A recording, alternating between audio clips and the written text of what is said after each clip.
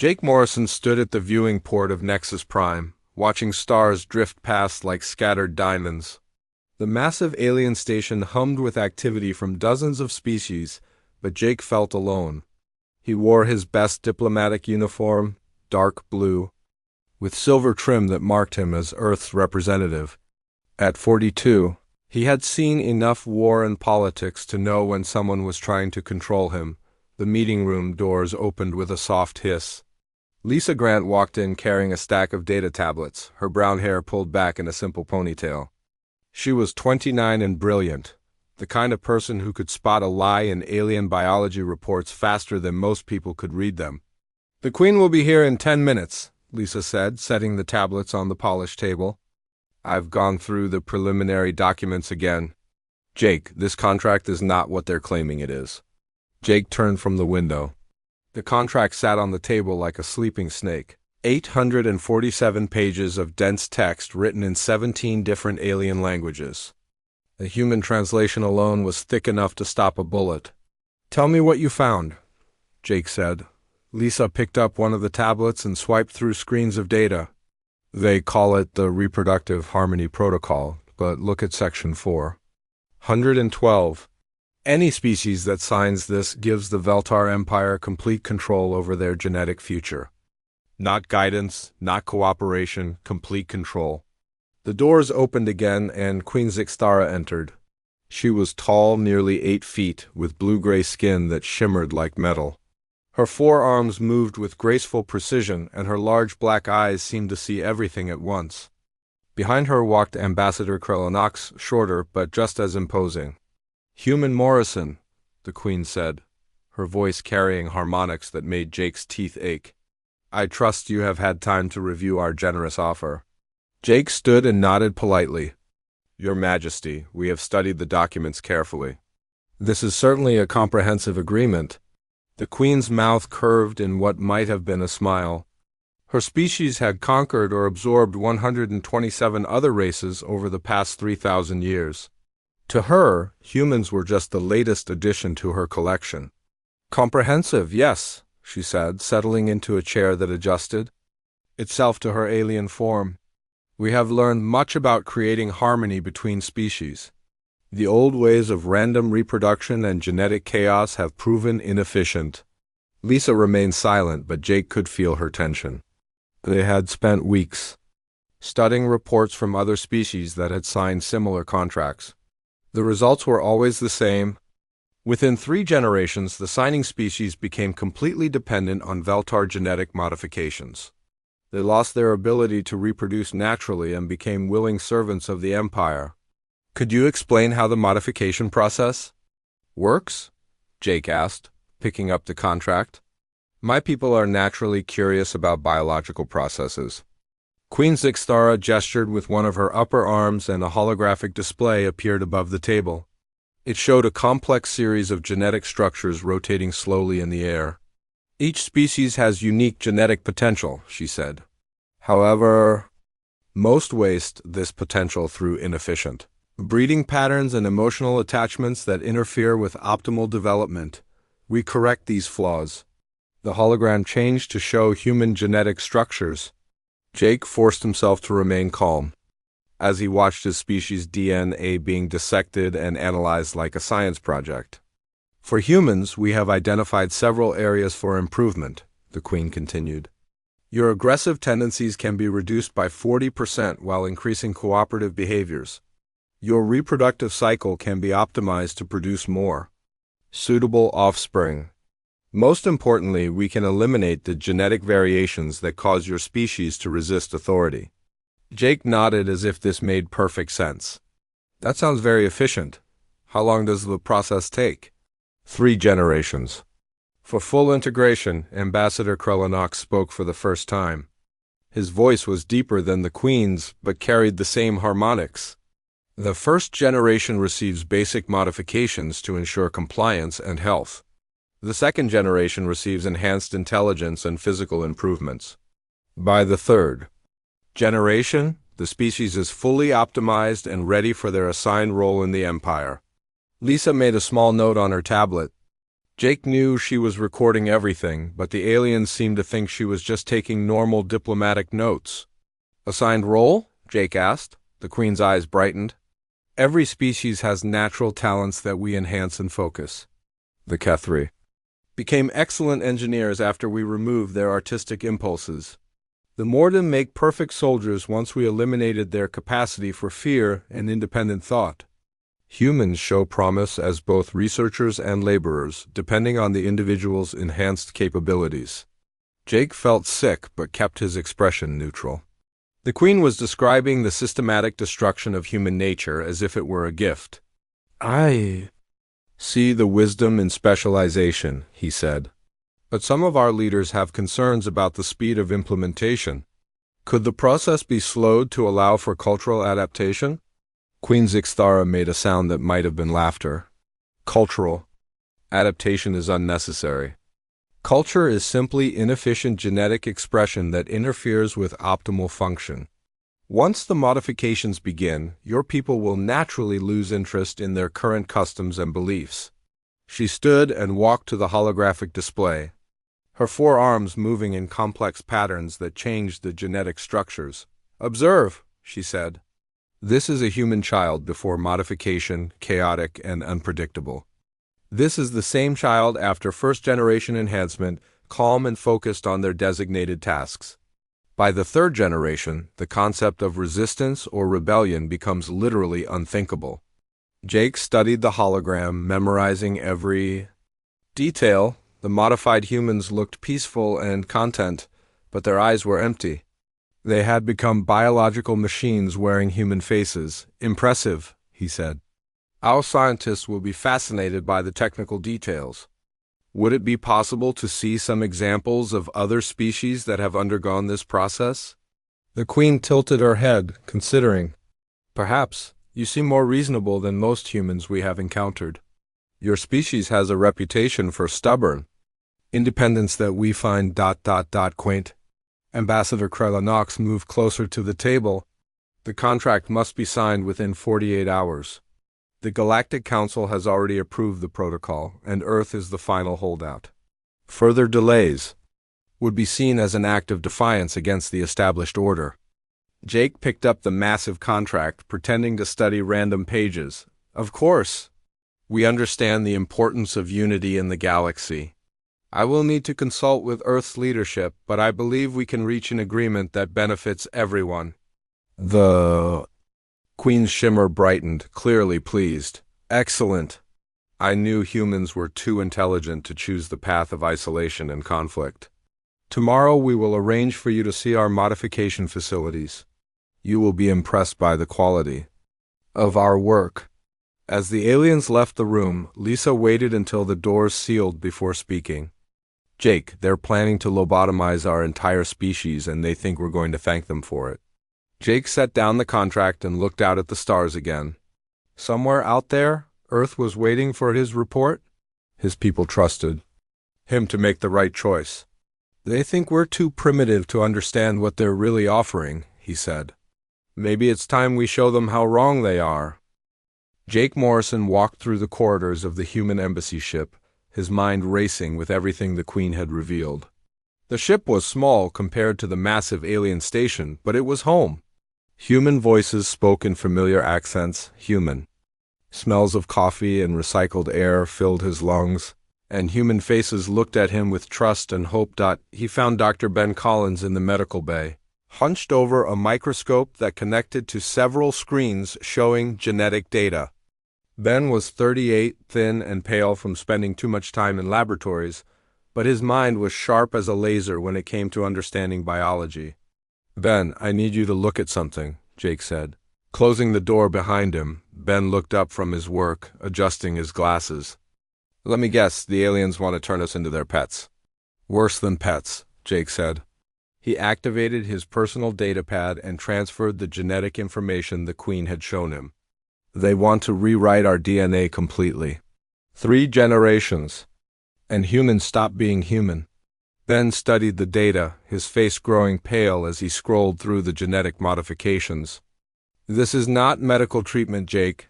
This is species murder with a friendly face on it. The door chimed and Lisa Grant entered, followed by Captain Amy Rodriguez.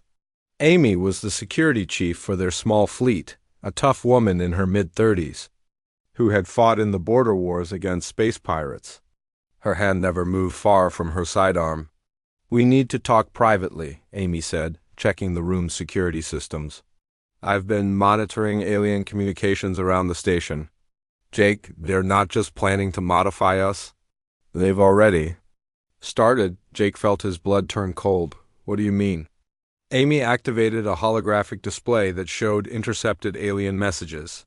3 weeks ago, unmarked ships visited 12 human colonies on the Outer Rim. The ships claimed to be conducting routine health inspections for the Galactic Council. They took tissue samples from volunteers and promised medical benefits. Lisa sat down heavily in a chair. "Tissue samples. They're already studying our genetics." Ben nodded grimly as he continued analyzing the data. "If they have living human tissue, they can test their modifications before we even sign the contract. They're probably growing modified humans right now to show us how wonderful their process is." Jake paced to the small window that looked out at Nexus Prime. The alien station glowed with lights from a dozen different species, all of them now controlled by the Veltar Empire. How many other species went through this same process? "All of them," Amy said. She brought up historical records on her display. "I've been studying the pattern. The Veltar approach a species with promises of genetic improvement and galactic integration. They offer medical benefits, longer life, freedom from disease. The species signs the contract thinking they're getting a good deal." She changed the display to show before and after images of different alien species. The Kethri used to be artists and philosophers. Look at them now.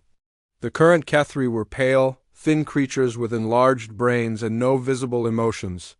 They worked in Veltar factories building machines with perfect precision but no creativity. The Morden were explorers who traveled between stars for the joy of discovery, Amy continued. Now they're soldiers who follow orders without question.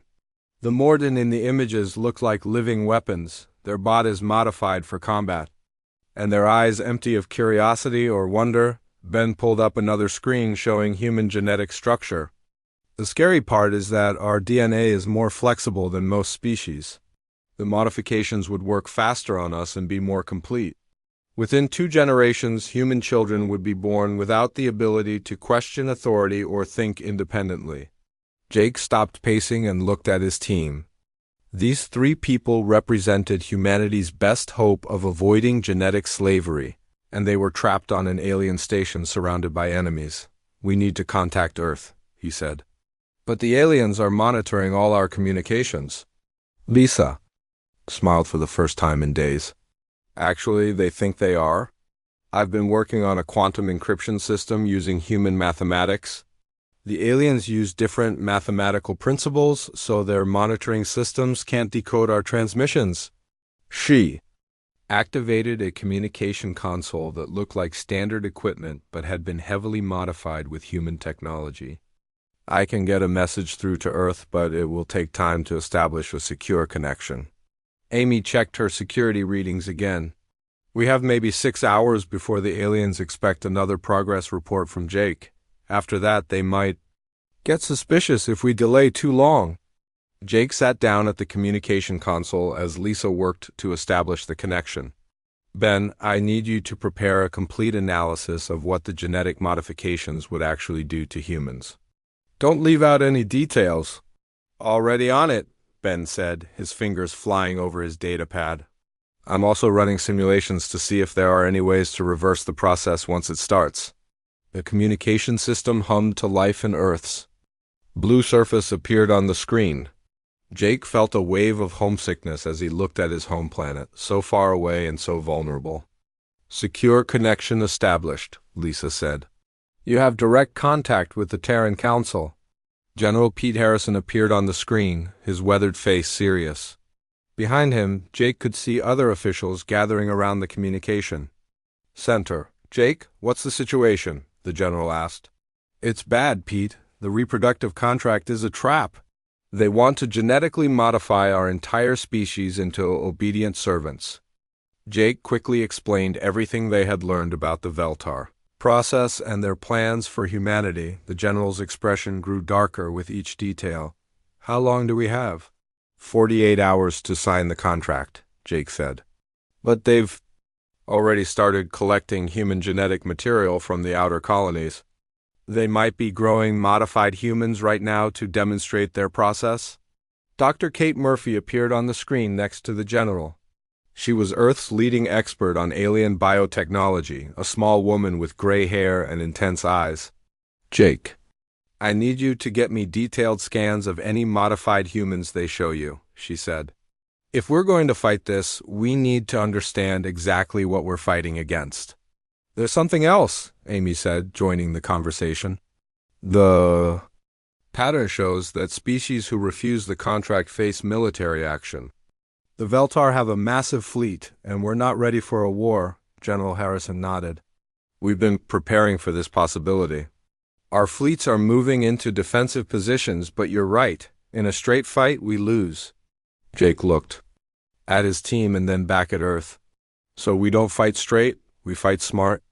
I'm going to convince the Queen that we're interested in her offer.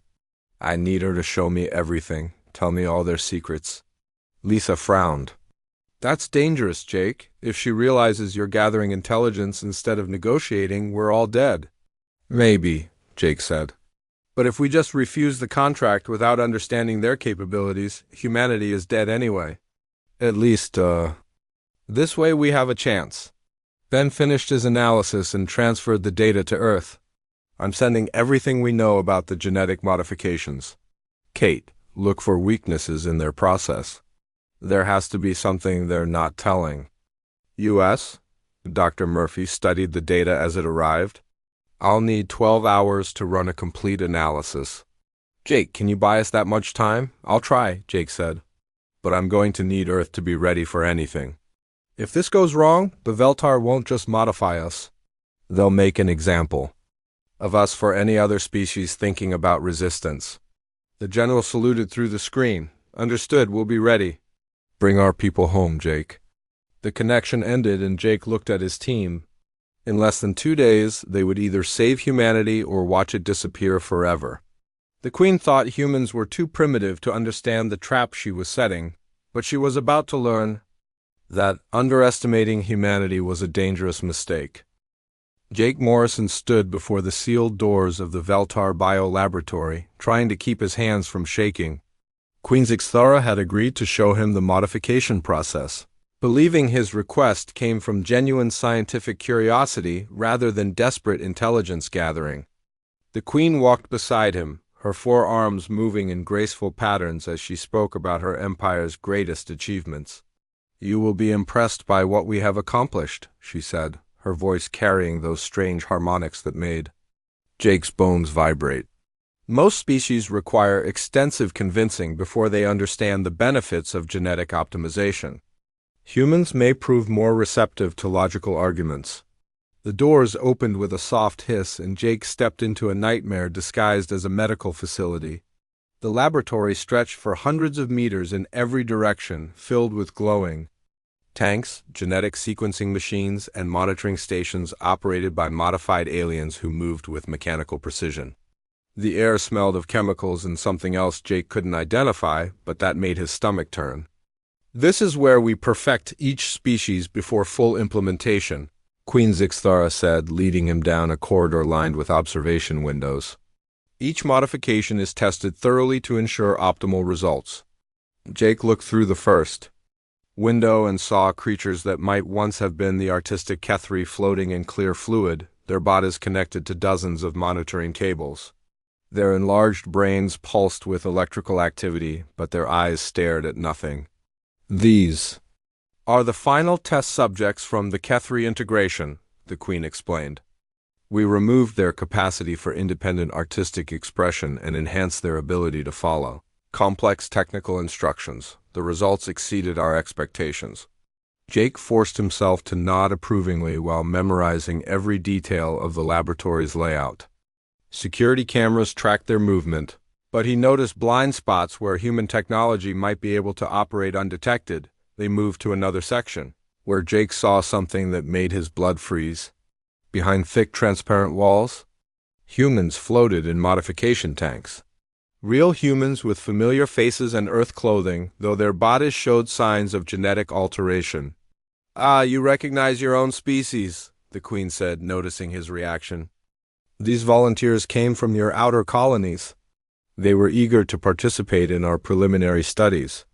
Jake stared at the modified humans, trying to process what he was seeing. These were people from human settlements, citizens of Earth, who had trusted alien medical ships and ended up as test subjects in a Veltar labore. "They volunteered for this?" he asked, keeping his voice steady. "Of course," Queen Zixthara said. "We explained the benefits of genetic enhancement and they agreed to participate. Their sacrifice will benefit all of humanity." One of the floating humans opened her eyes and looked directly at Jake. For a moment, he saw recognition and terror in her gaze before her expression went blank again. The modifications had not yet completely destroyed her awareness, but they were working to erase everything that made her human. "What specific enhancements have you made?" Jake asked, pulling out his datapad to record information. The Queen activated a holographic display that showed the human genetic modifications in detail. "We began with emotional regulation, reducing anxiety and aggressive responses by 60%. Next, we enhanced compliance behaviors and reduced the neural pathways associated with rebellion and independent thought." Jake recorded everything. While fighting the urge to smash the tanks and free the trapped humans, the modified people floated peacefully in their prisons, unaware that their humanity was being slowly stripped away. "The most interesting discovery," the Queen continued, "is that human genetic structure is remarkably adaptable. Most species require 3 generations for complete integration, but humans can be fully modified in just 2 generations. Your DNA accepts our improvements with unusual efficiency."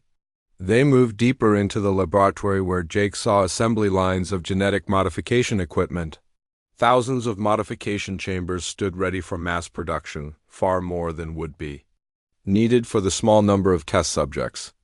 "This facility can process 10,000 humans per day," Queen Zixthara said with obvious pride. "Once your species signs the contract, we can begin immediate integration of your major population centers." Jake realized the full scope of the alien plan. They weren't planning gradual modification over generations.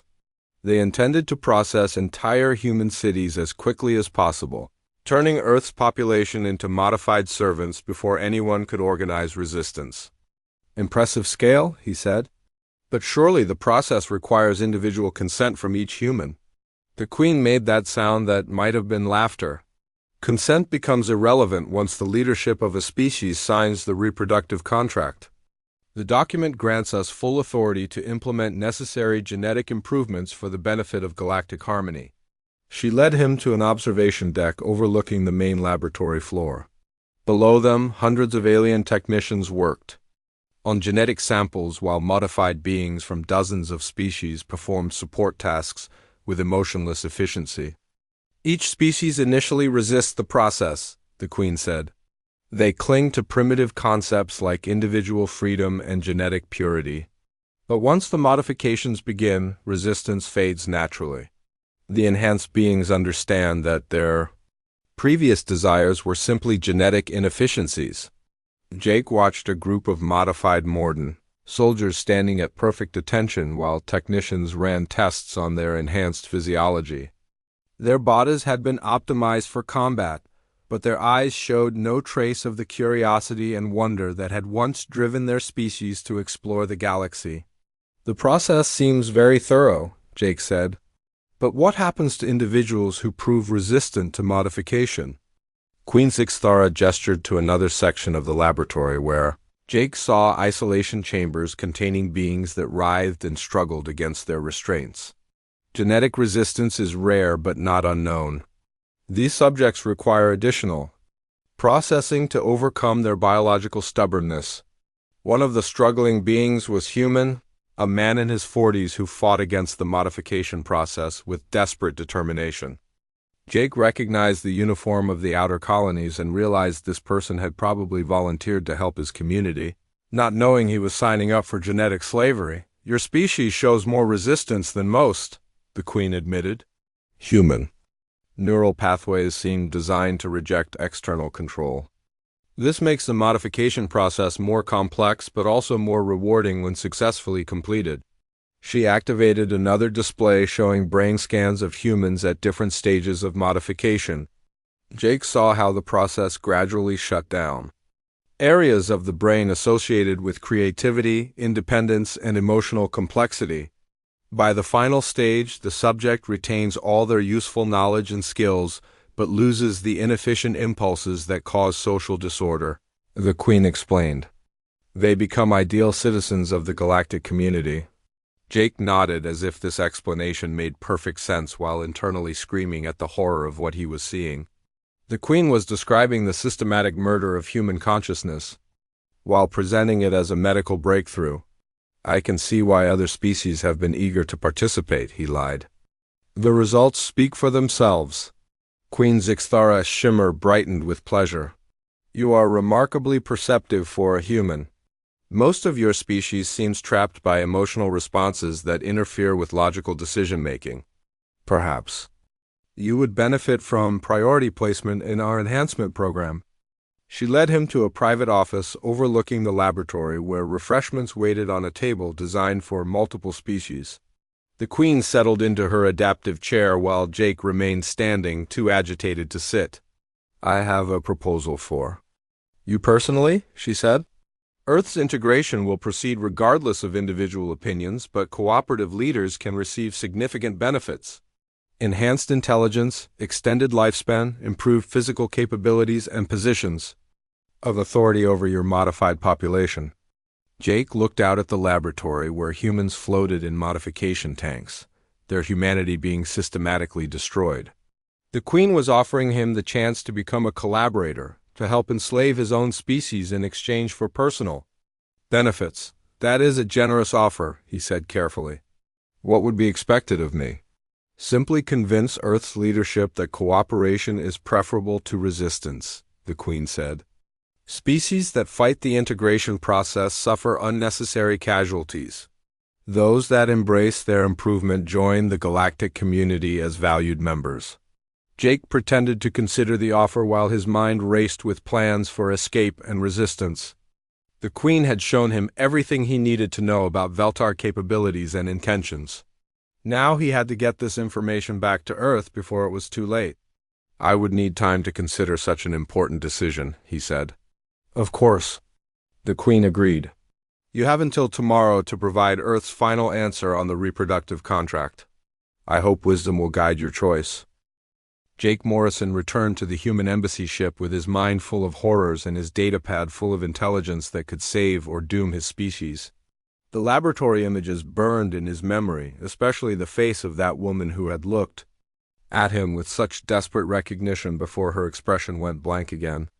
He had to warn Earth, but first he needed to make sure the aliens believed he was still considering their offer. Lisa Grant met him at the airlock, her face tense with worry. "How did it go?"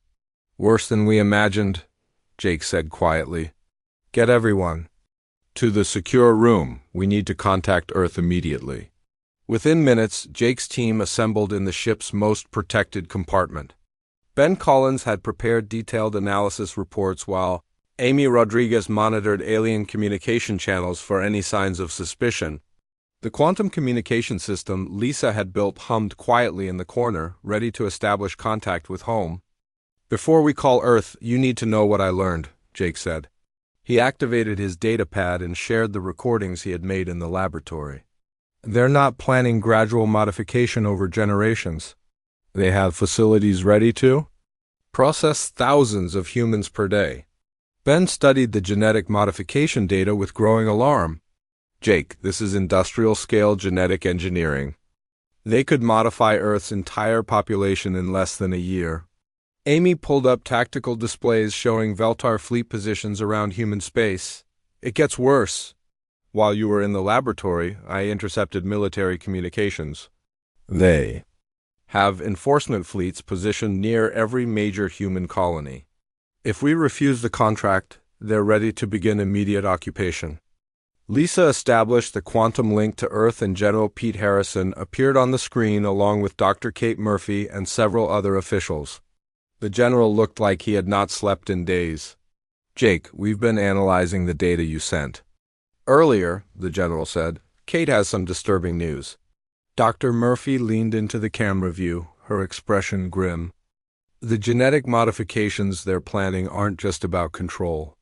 They're designed to make humans completely dependent on Veltar biotechnology. Modified humans can't reproduce naturally and require regular genetic maintenance to survive." Jake felt his stomach drop. "They're creating a slave species that literally cannot exist without their masters." "Exactly," Dr. Murphy continued. "But we've found something else. Human genetic structure has natural resistance factors that make us incompatible with their control mechanisms. That's why they need our consent and cooperation. They can't just force the modifications on unwilling subjects." Ben looked up from his analysis. "That explains why the woman in the laboratory still had awareness. Her mind was fighting the process even while her body was being changed." General Harrison activated his own displays showing Earth's military preparations. "We've been working on countermeasures based on your intelligence. Our scientists think they can develop genetic inoculations that would make humans immune to Veltar biotechnology, but we need more time." "How much time?" Jake asked. 72 hours minimum," the general replied. "And that's assuming everything goes perfectly." Amy shook her head. "We don't have 72 hours. The Queen expects Earth's final answer tomorrow, and their fleets are already in position." Jake paced the small room, weighing impossible options. "What if I tell the Queen that Earth agrees to sign the contract? Could that buy us the time we need?" Lisa frowned. "Too dangerous.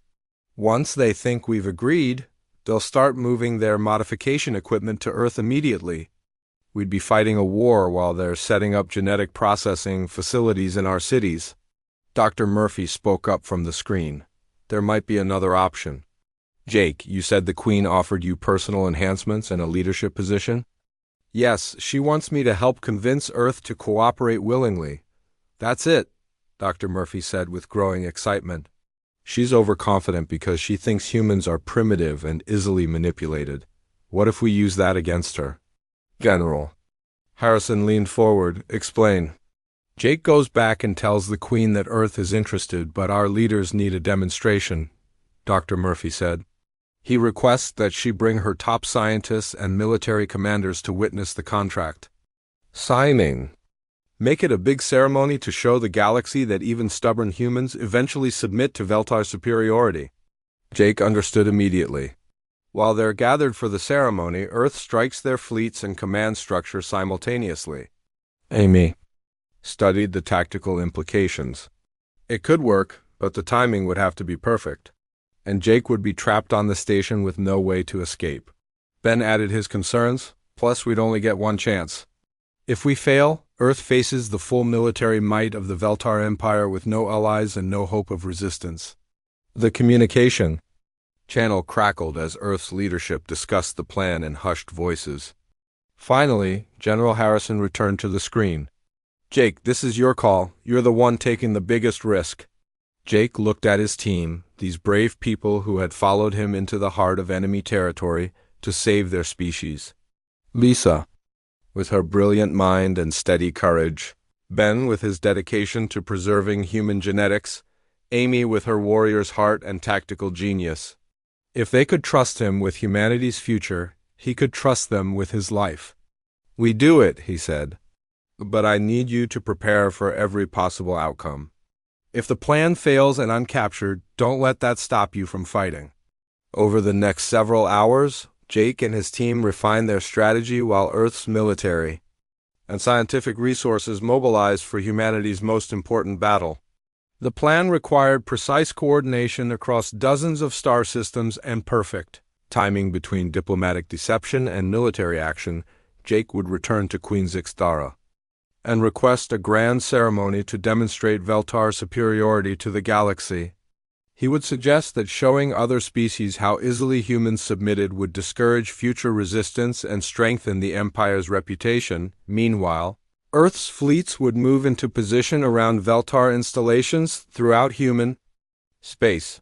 Scientists would rush to complete genetic inoculations for key military and civilian personnel. Most importantly, Special Forces teams would prepare to assault the modification facilities and free any humans already being processed. The hardest part will be acting like I'm genuinely convinced by their arguments, Jake said as they finalized the details. The Queen is intelligent and experienced at reading other species. Lisa had been working on something at her computer station. I might be able to help with that. I've been analyzing Veltar psychological profiles. They have specific behavioral expectations for subordinate species. If you match those patterns, she'd be more likely to believe your conversion is genuine. She transferred a file to Jake's datapad containing detailed information about how successfully modified species behaved around their Veltar masters. Jake studied the submissive postures, speech patterns, and emotional responses that would convince the Queen of his cooperation. Ben had completed his analysis of the genetic modifications. Jake, if something goes wrong and you're captured, don't let them start the modification process. The preliminary stages can be reversed, but once they reach the neural restructuring phase, there's no going back. Amy finished her security preparations. I've identified potential escape routes from the station and mapped Veltar patrol patterns. If you need to run, we'll be ready to extract you. As the team prepared for what might be their final mission together, Jake felt the weight of 6 billion human lives resting on his shoulders. Every person on Earth, every child dreaming of exploring the stars, every scientist working to unlock the universe's secrets, every artist creating beauty from imagination, all of them depended on the success of this desperate gamble. The communication link to Earth reopened and General Harrison's face appeared one last time. Jake, the genetic inoculations are proceeding ahead of schedule. We might have partial immunity ready in 48 hours instead of 72. Good, Jake said. Because tomorrow I'm going to tell the most dangerous alien in the galaxy that humanity is ready to surrender. I just hope she believes me long enough for us to prove her wrong. Dr. Murphy's voice came through the speaker. Jake, remember that you're not just representing Earth tomorrow. You're representing the idea that intelligence and freedom can triumph over tyranny and genetic slavery. Every human who ever refused to bow to a bully is counting on you. Jake nodded to his team and prepared to begin the most important performance of his life. Jake Morrison stood in the Grand Ceremony Hall of Nexus Prime, surrounded by representatives from dozens of alien species who had come to witness humanity's surrender. The massive chamber gleamed with alien technology and filled with the sounds of 100 different languages as delegates discussed the historic moment. Queen Zixthara had been delighted by his suggestion for a public ceremony, seeing it as the perfect opportunity to demonstrate Veltar's superiority to the galaxy.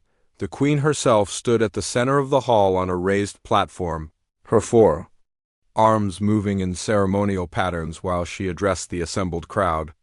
Behind her, holographic displays showed images of successfully modified species working in perfect harmony throughout the Empire. The message was clear: resistance was futile and cooperation brought peace and prosperity. Today marks another step toward galactic unity, the Queen announced, her voice carrying clearly through translation devices. The human species, despite their reputation for stubborn independence, has chosen the path of wisdom and genetic optimization. Jake wore his formal diplomatic uniform and carried the reproductive contract in a ceremonial case, playing his role as the cooperative human leader who had finally seen the wisdom of submission. The weight of the document felt like carrying humanity's death sentence, but he forced himself to smile and nod at the appropriate moments. Lisa Grant stood with the other human delegates in a section reserved for soon-to-be modified species. Her face showed the right mixture of resignation and hope that Jake had practiced with his team. Ben Collins appeared nervous but accepting, while Amy Rodriguez maintained the disciplined posture of a military officer following orders. She disagreed. With but understood were necessary, Ambassador Krellinox approached the platform, carrying genetic scanning equipment that would verify Jake's biological identity and ensure the contract's validity.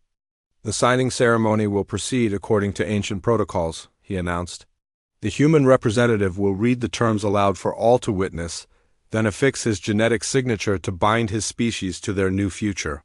Jake stepped forward and opened the ceremonial case, revealing the massive contract with its 847 pages of dense legal text. The assembled aliens fell silent as he lifted the document, their attention focused on this moment of human capitulation. This document represents an agreement between the Veltar Empire and the human species. Jake began, his voice steady and clear. It grants authority over human genetic development and reproductive choices to ensure our optimal integration into galactic society.